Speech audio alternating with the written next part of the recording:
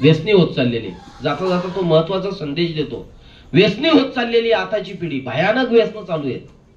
मुलं कॉलेजचा शाळेचा नाव करून कुठे जातात आणि काय काय व्यसन करतात घरच्या माणसांना माहिती नाही.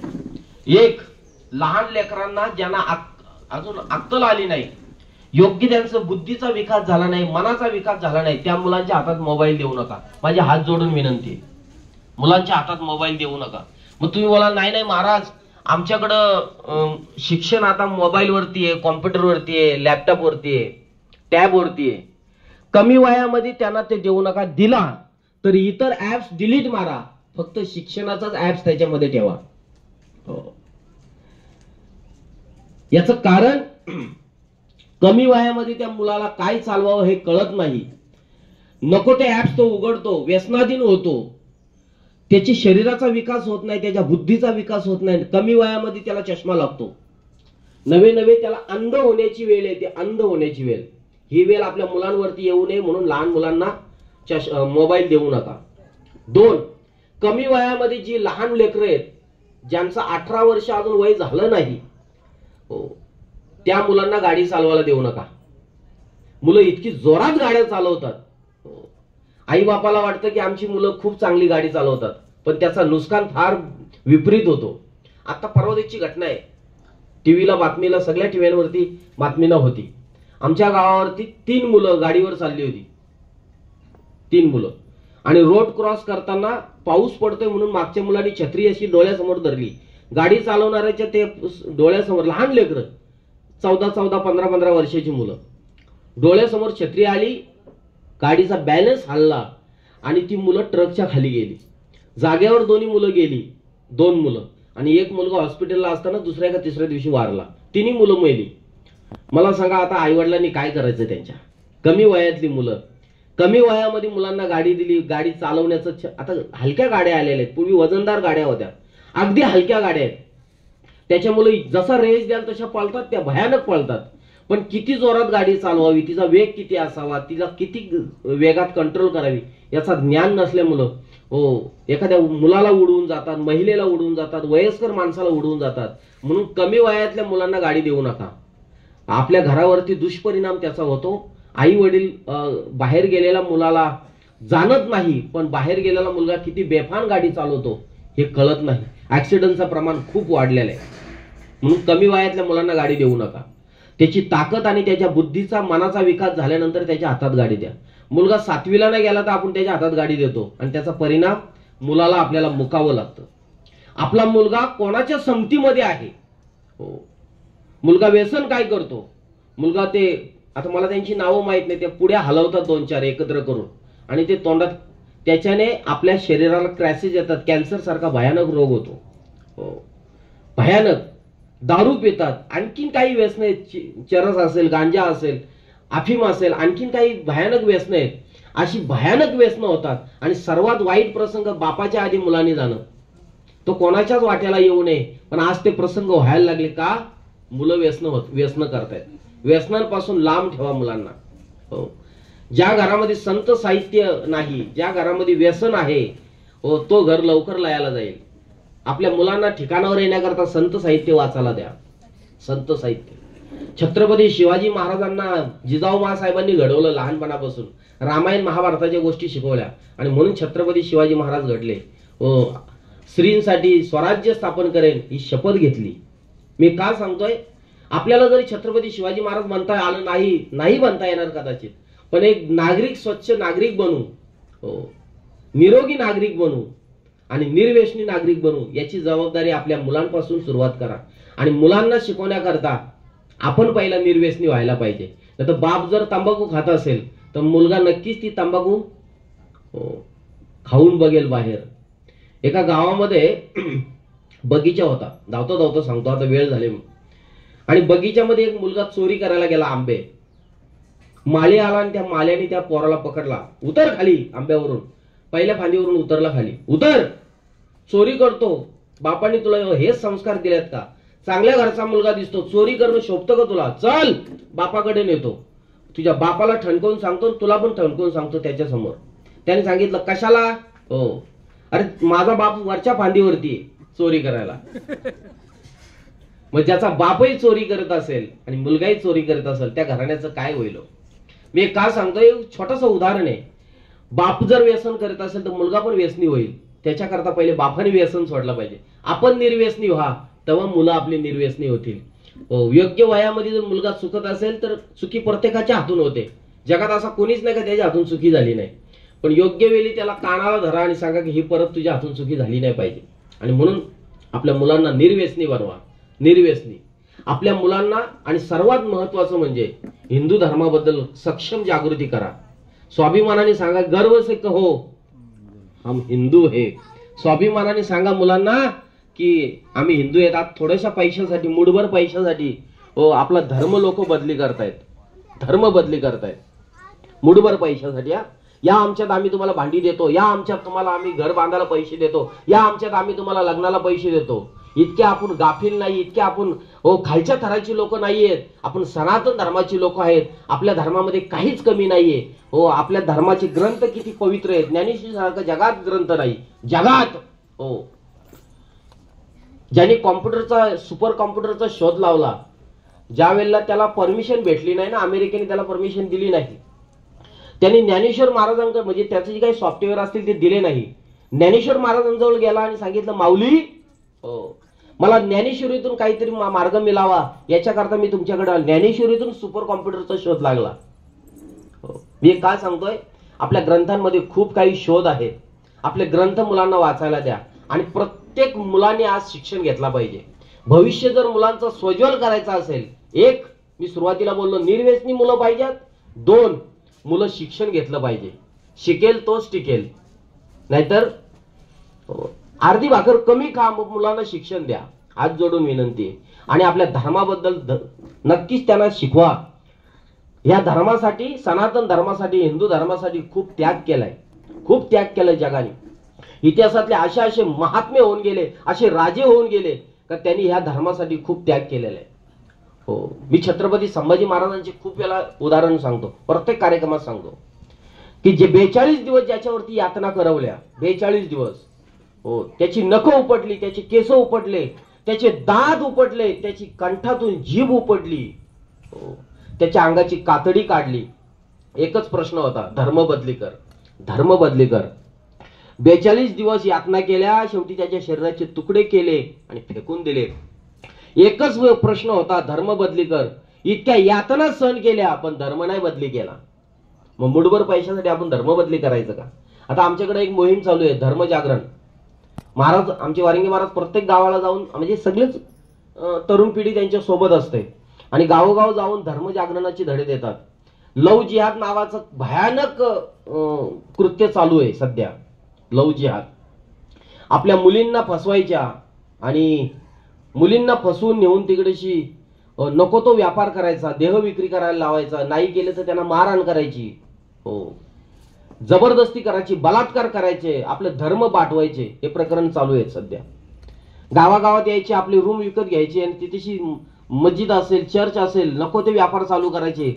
त्याच्या मस्जिदमध्ये, चर्चमध्ये नको ते हिंदू धर्माच्या विरोधातले प्रकरण करायचे. हे सध्या चालू आहे. गाफी म्हणजे असे बेसावध राहू नका. भयानक कृत्य चालू आहे. तुम्ही कुठल्याही पक्षात, कुठल्याही संप्रदायाचे असा, मला त्याचा विरोध नाही. एखादा बैठकीला जात असेल नक्की जा, एखादा स्वाध्यायाला जात असेल नक्की स्वाध्यायाला जा, एखादा वारकरी संप्रदायाचा असेल असू द्या, एखादा दत्त संप्रदायाचा असेल असू द्या, एखादा नाथ संप्रदायाचा असेल, एखादा निरंकारीचा असेल, कुठल्याही संप्रदायाचा असू द्या. ज्या वेळेला परचक्र म्हणजे परधर्माची लोक आपल्या धर्मात येऊन आपल्या लोकांना फुसवण्या देण्याचा प्रयत्न करतील, त्यावेळेला सगळ्यांनी एकत्र या आणि गावातून या लोकांना हाकलून लावा. का आमच्या गावात आमचा एकच धर्म आहे, तो म्हणजे सनातन धर्म. आमच्या गावामध्ये दुसरा धर्म येणार नाही हे त्यांना ठणकावून सांगा. पालघरमध्ये भयानक कृत्य झाला, साधू लोकांना मारण्यात आले काही वर्षापूर्वी, लॉकडाऊनच्या अगोदरच्या घटना. ही वेळ आपल्या भागावर येऊ नये. लव जिहाद नावाचं प्रकरण आपल्याकडे. माझा एक मित्र आहे तबळजी, तो जगातले बरेचसे देश फिरलेला आहे. तो पाकिस्तानमध्ये जेव्हा कार्यक्रमाला गेला होता त्यांनी मला किस्सा सांगितला, महाराज, की आपल्या हिंदू मुलींना तिथं फसवून नेलेले आहेत. एक एक मुलीशी तिथं 4-4 जण संबंध ठेवतायत आणि तिने जेव्हा पोलीसमध्ये केस केली, कंप्लेंटी केल्या, तिचा केसचा निकाल लागेपर्यंत तिला 4-4, 5-5 मुलं झालेली असतात. नाहीतर तिला मारून फेकून दिलेली असते. ही वेळ आपल्या परिवारावरती, आपल्या मुलींवरती, आपल्या महिलांवरती येऊ नये याच्याकरता सावध राहा आणि आपल्या मुलांना निर्व्यसनी बनवा. शिक्षणामध्ये दर्जा द्या, शिक्षण द्या आणि सर्वात महत्वाचं म्हणजे हिंदू धर्माचे त्यांना धडे द्या. नाही त्याला ज्ञानेश्वरी वाचता आली तर कमीत कमी त्याला हरिपाठ बोलायला लावा. नाही हरिपाठ बोलता आला तर कमीत कमी पसायदानातल्या 5-9 ओव्या ज्या आहेत, 9 ओव्या, या 9 ओव्या त्याला पाठ करायला लावा. आता इतकं कमी शिक्षण राहिलं नाही का कोणाला वाचता येणार नाही. त्याचा माथा ठिकाणावर येण्याकरता त्याला गाथा वाचायला लावा. ही संस्कृती म्हणजे ज्ञानेश्वर महाराजांनी, तुकोबारायांनी, नामदेव महाराजांनी, एकनाथ महाराजांनी दिलेला अमौलिक धन आहे आपल्याकडं आणि या धनाची जोपासना करा. बाकीचा धन नष्ट होणार आहे आणि तो धन खाण्याकरता तो मुलगा राहिला पाहिजे ना निर्व्यसनी होऊन.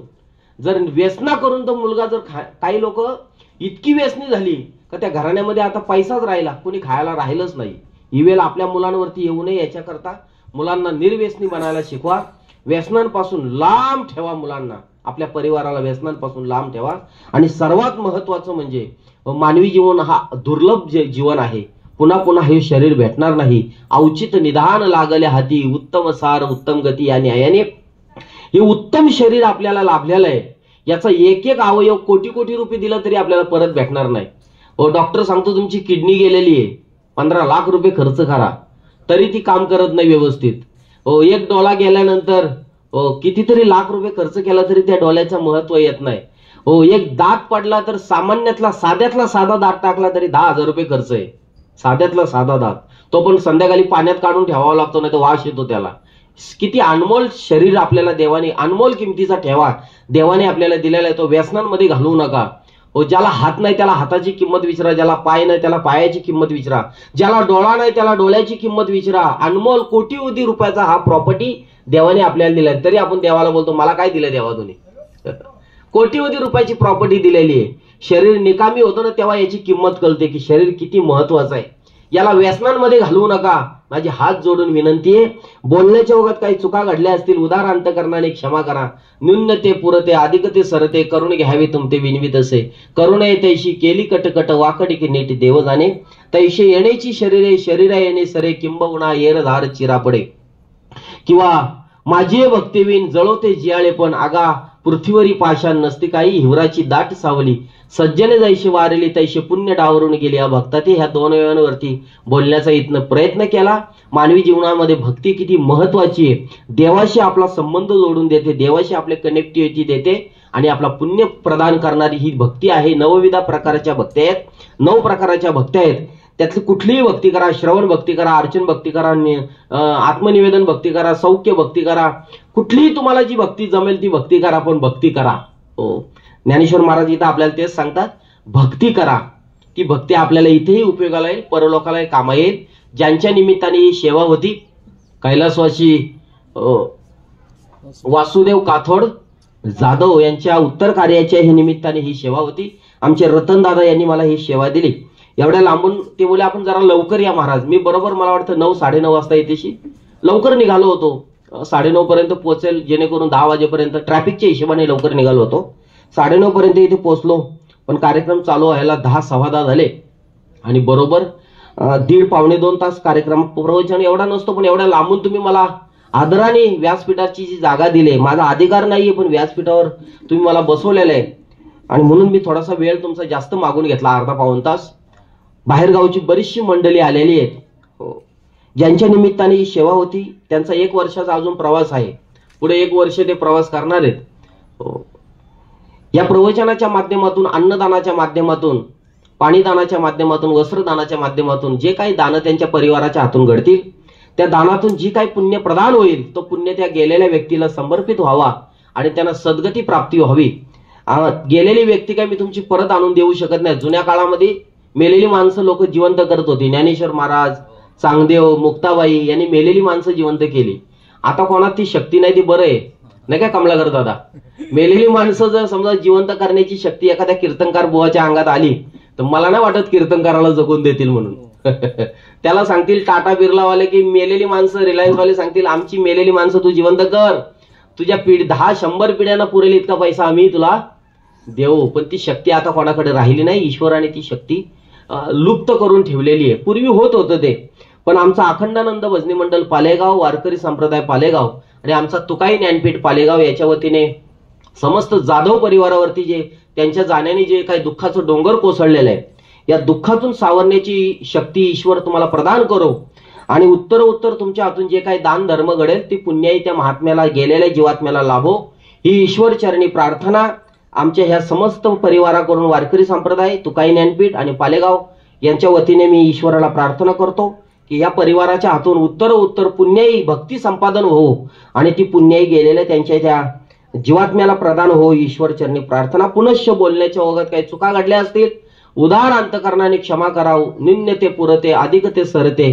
करून घ्यावे तुमते विनवित असे, करुणे तैशी केली कटकट, वाकडिंगनिडी देव जाणे. कोणाचं अंतकरण दुखला असेल तर क्षमा करा. अंतकरण दुखवणं हा माझा स्वभाव नाही आणि या गादीचा सुद्धा स्वभाव नाही. हो, एकामेकावर प्रेम करा.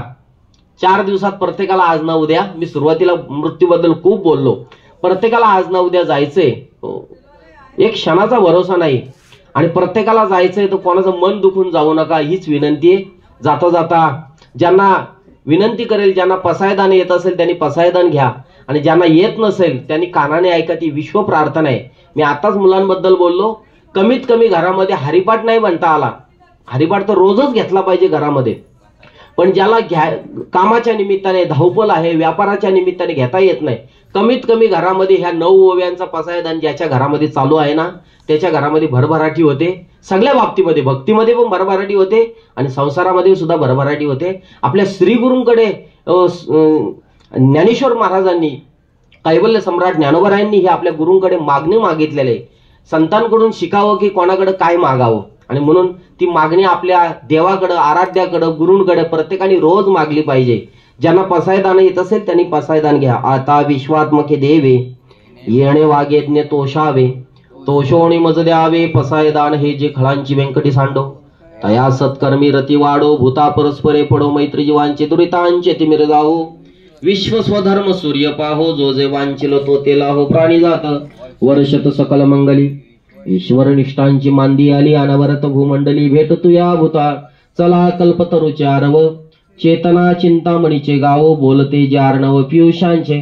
चंद्रमे जाळांछन मार्तंड जे तापहीन, ते सर्वाही सदा सज्जन सोयरी होतो. किंबहुना सर्व सुखी पूर्ण भुवनी तिनी लोकी, भजे जो आदि पुरुखी अखंडित आणि ग्रंथ उपजीवे. विशेष लोकी ये दृष्टांदृष्ट विजय हो वावेजी, येथ म्हणे श्री विशेष राहो. हा होईल दान पसावो, येणे वरे ज्ञान देवो सुखिया झाला. येणे वरे ज्ञान देवो सुखिया झाला. येणे वरे ज्ञान देवो सुखिया झाला. विठ्ठल विठ्ठल विठ्ठल विठ्ठल, पुंडलिकावरदे हरी विठ्ठल. श्री ज्ञानदेव तुकाराम पंढरीनाथ, माऊली ज्ञानेश्वर महाराज, गोपाळ कृष्ण भगवान प्रभू रामचंद्र महाराज की जय. आणखीन एका व्यक्तीचं धन्यवाद द्यायचं राहिलं, कमलाकर दादा पाटील. हे